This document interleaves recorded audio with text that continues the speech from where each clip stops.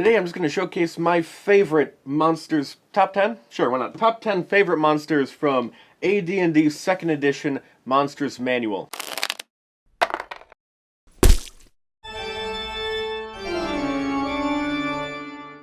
Number 10. Trawling Claw. This is one of those monsters that I have kind of low on the list just because it's mostly just content fodder. A very specific type of adventure I would like to run using this. Basically, you get to a village and people are going missing, and then, oh good, someone shows up. You go looking for the missing people, you find a person, it's one of the missing people. Wow, that was easy. We found a missing person already. Except they're missing a hand. They're missing a hand, and that becomes a regular thing. People go missing, they come back with no memories, or the memories are scattered, they're missing hands. You do some tracking down, investigating, blah blah blah. You go through a dungeon. Next thing you know, you're getting attacked by the hands. Someone is experimenting, they're doing a magic science thing, whatever, who cares?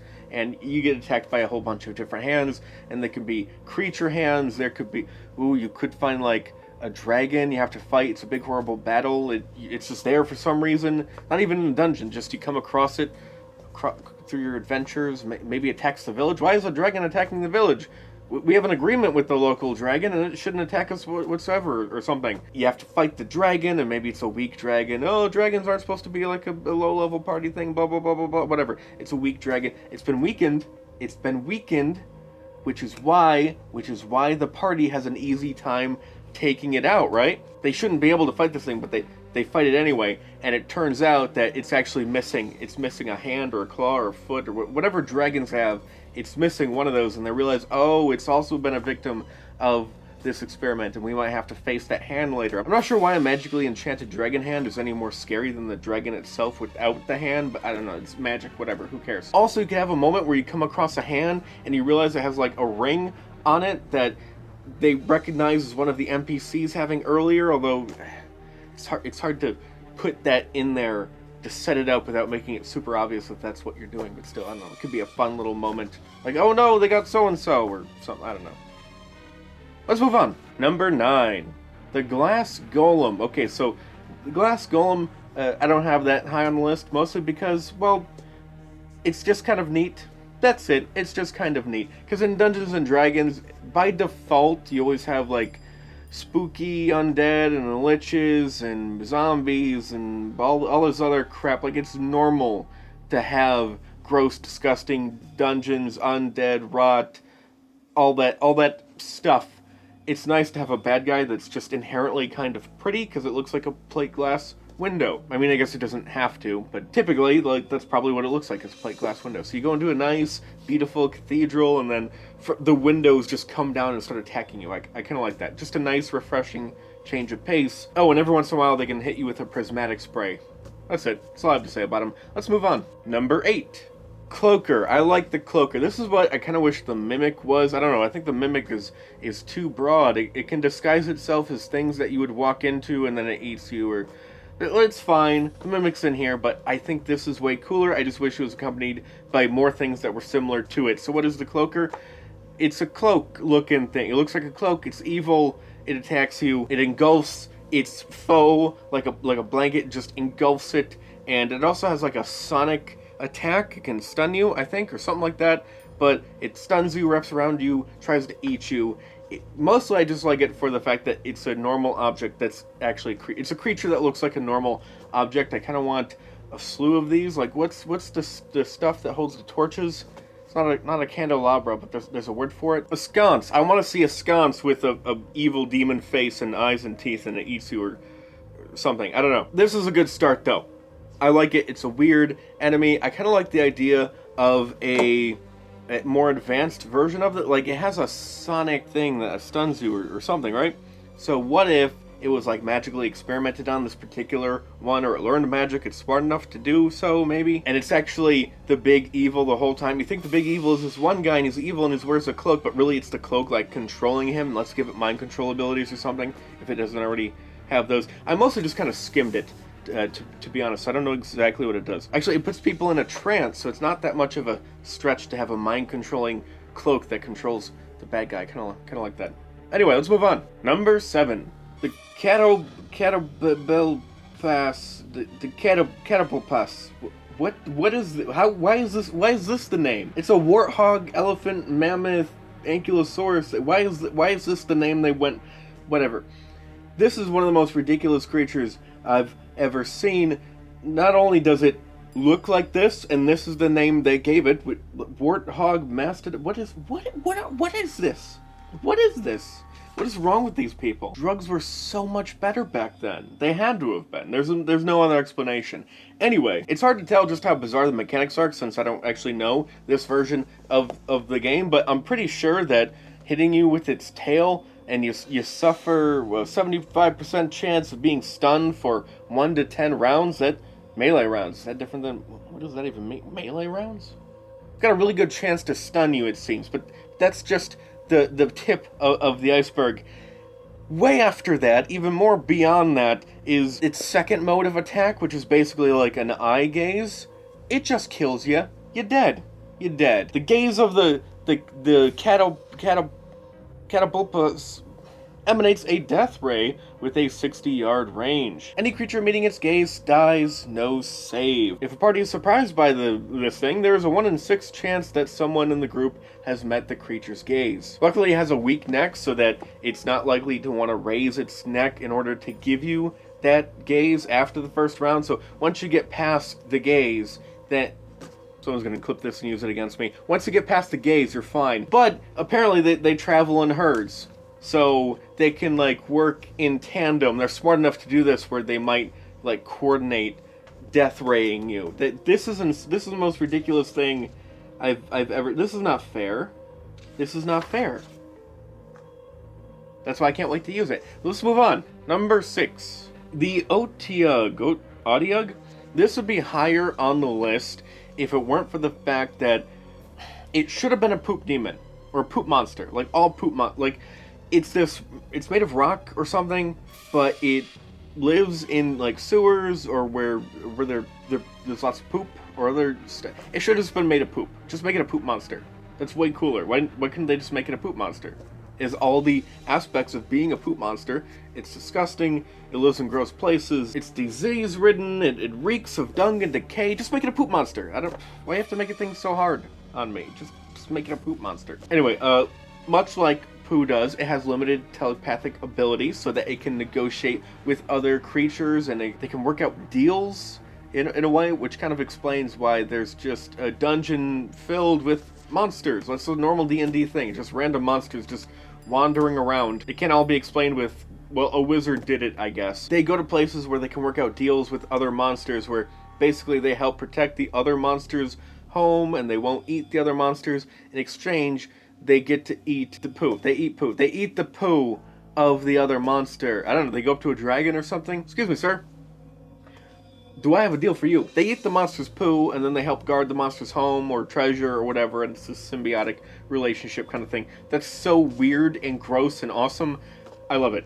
It's great. But again, should have been made of poo. Would have been higher on the list. Anyway, let's move on. Number 5. GIF. I adore the GIF. I don't know if this really counts as a monster, but I don't care, it's my list, screw you. So, the GIF are these hippopotamus people with guns.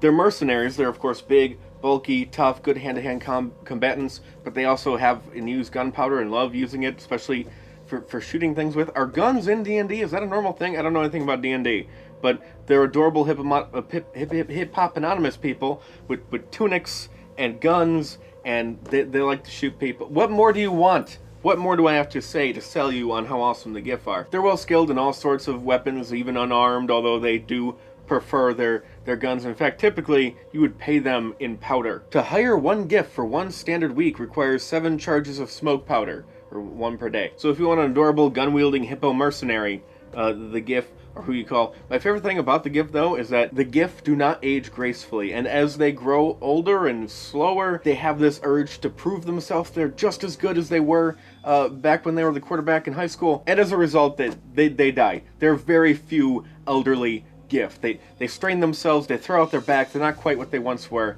and they die. They die.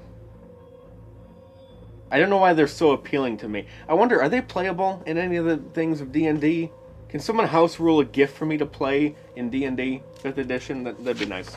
Anyway, let's move on. Number 4. The Doll Golem. Okay, so the Doll Golem is awesome. The Doll Golem, it's basically just an animated children's toy. And it typically, I guess, originally would probably be used to protect a child, but also I guess it could be used to, like, assassinate the child.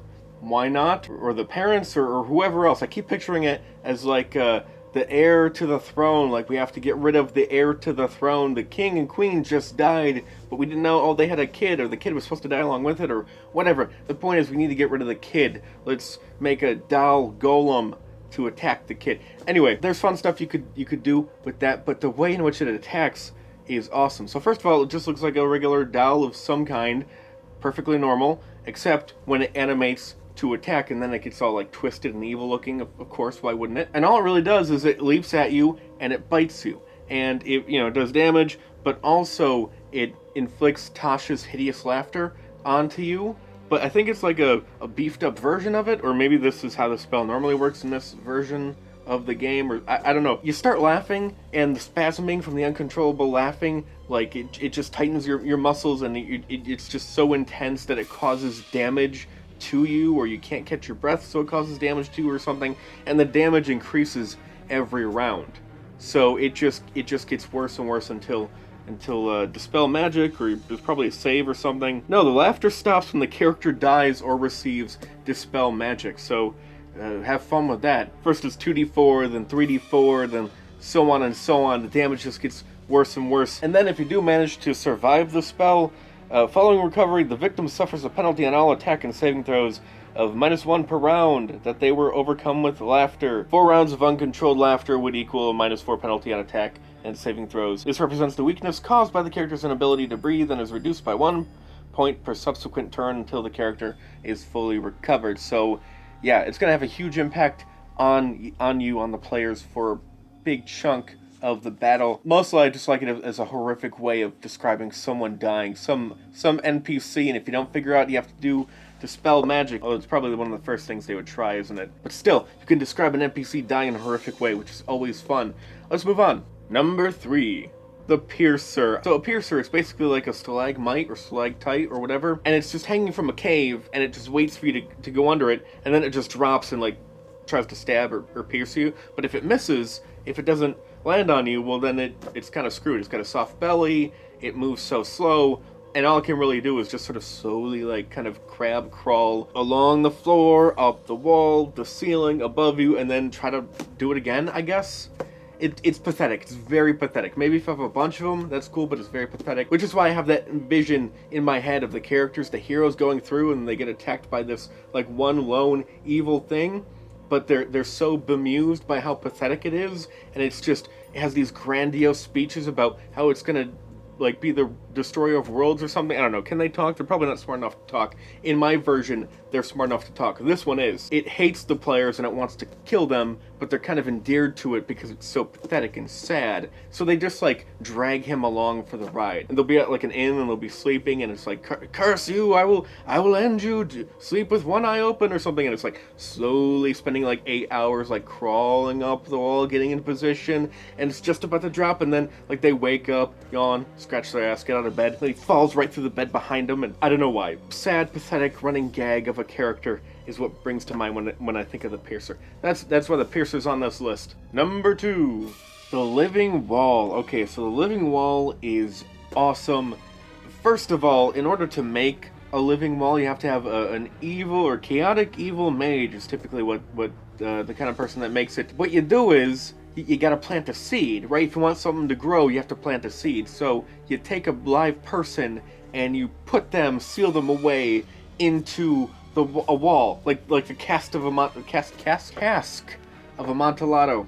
Montiato? I don't know how to say words. The Edgar Allan Poe. You bury someone in a wall, and their screams coat the wall or something. As they die, their agony coats the inside of the wall of their sarcophagus. How do they word it? The entombed creature in his terror must curse his slayer, screaming loudly enough for his voice to carry beyond his tomb of stone. Only then does the land hear his agony. So his life force is trapped within the wall, and also any creature within X amount of yards within a month of time or whatever, join the wall, their bodies join the wall, and you got a living wall. And anyone who dies fighting the wall gets added onto the wall, and it just grows. It's like the blob. It just grows bigger and bigger. And if it sucks up like a magic user, it gets access to the spell that the magic user had prepared.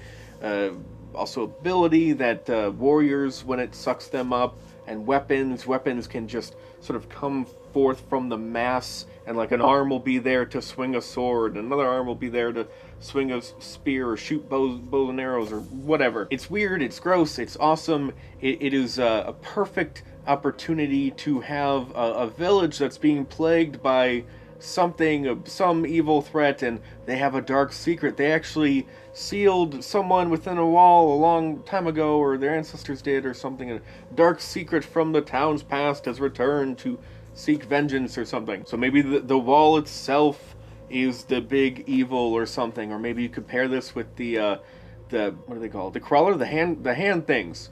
Pair this with the hand things. A mage scientist, or I guess they don't have scientists. A magic user is doing magical experiments with body parts of the village, and they did the hand thing as I described, but also the bulk of the corpses are there to make a wall for some reason. I don't know. It looks like a normal wall, so maybe it was commissioned to construct a normal wall to protect them from some evil or some other thing.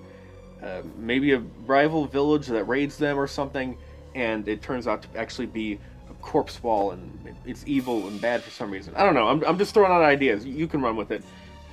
I just think it's neat. Anyway, that's the living wall. Let's move on. Number 1.